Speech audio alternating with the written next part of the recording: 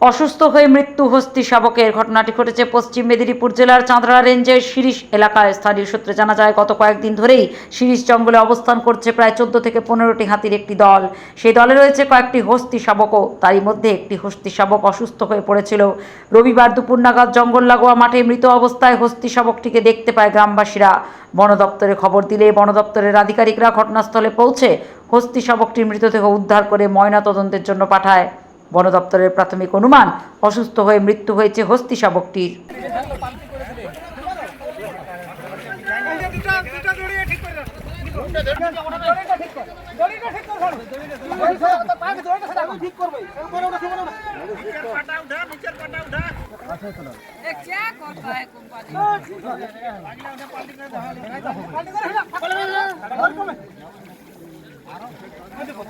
আমরা দেখছিলাম কয়েকদিন থেকেই, 2-3 দিন থেকে দেখা যাচ্ছে যে এখানে হাতি 3টা আছে। তো এই বাচ্চাটা অসুস্থ আমরা দেখতে পাচ্ছিলাম, বেশি জোরে হাঁটাচলা করতে পারেনি। আর বড়গুলা যখন দৌড়াচ্ছে চুপচাপ দাঁড়িয়ে থাকতো। দিয়ে কালকে মনে হয় যে যতটা আমরা জানি এখানে পা ঢুকে গেছিল হাতিটা, বাচ্চাটার পা ঢুকে যাওয়ার পরে উঠতে পারেনি। সেই সময় হয়তো বড়গুলা এসে ওকে উঠানোর জন্য ফেলে দিয়েছে। ফেলে সকালেও আমরা এসে দেখি যে বড় দুটো এসে ওকে টানাটানি করছে। তো সঠিক রাত্রে কি হয়েছে আমরা বুঝতে পারছি না।